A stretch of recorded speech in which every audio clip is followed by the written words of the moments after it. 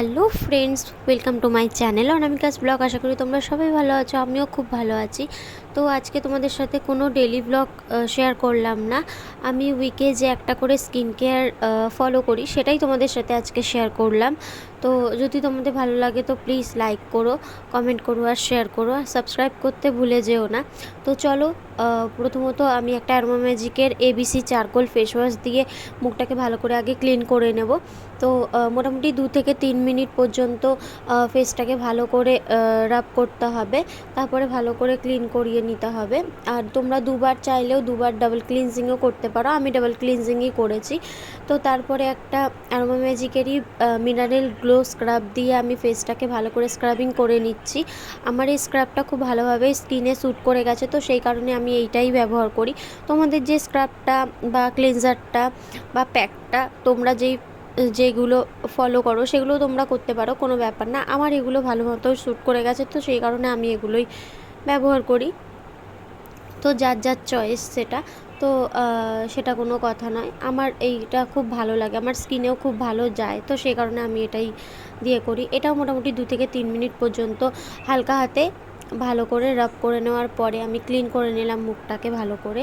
Clean করে, কারণ এটা না বড্ড বালি বালি টাইপের, তো খুব সাবধানে করতে হয়, চোখে ঢুকে যাওয়ার আর মুখে ঢুকে যাওয়ার খুব ভয় থাকে। তো তারপরে ভালো করে ফেসটাকে ক্লিন করে নিয়ে এবারে আমি ফেসটাকে ভালো করে ম্যাসাজ করে নেব।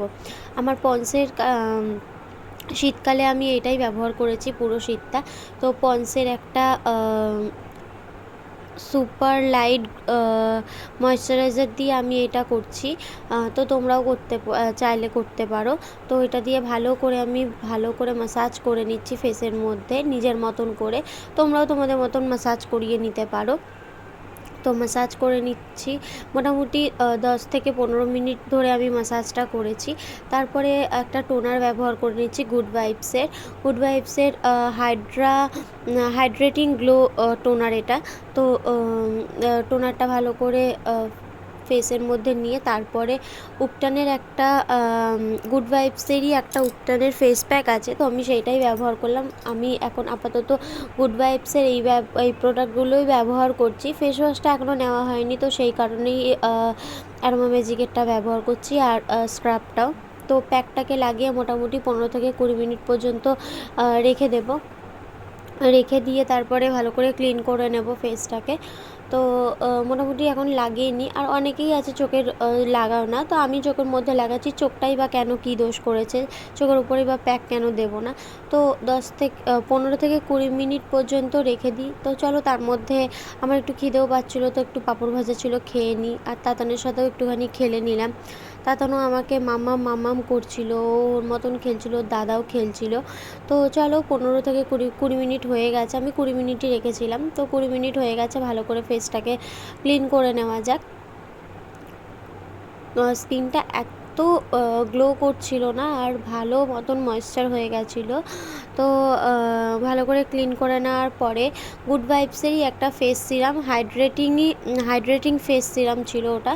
তো একদম দেখো শেষ পর্যায়ে এসে গেছে, তো সেই কারণেই এরমভাবে ঢেলে নিচ্ছিলাম। তো কিছু করার নেই, যাই হোক, এটাকে তোমরা অ্যাভয়েড করো।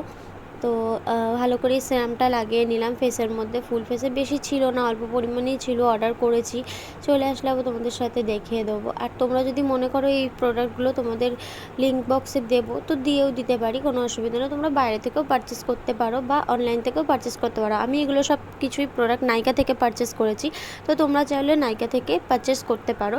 তো তারপরে গুড ভাইবসের এই হাইড্রেটিং টোনারটা আমি স্প্রে করে নিলাম ফেসের মধ্যে।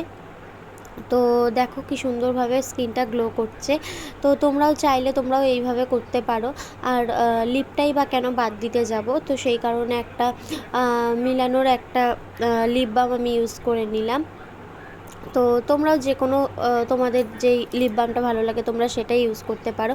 তো চলো, আজকের মতন ভিডিওটা এই পর্যন্তই। যদি তোমাদের ভালো লেগে থাকে তো please like, comment and share. অবশ্যই যারা যারা চ্যানেলটাকে সাবস্ক্রাইব করোনি তো প্লিজ আমার চ্যানেলটাকে সাবস্ক্রাইব করে দিও।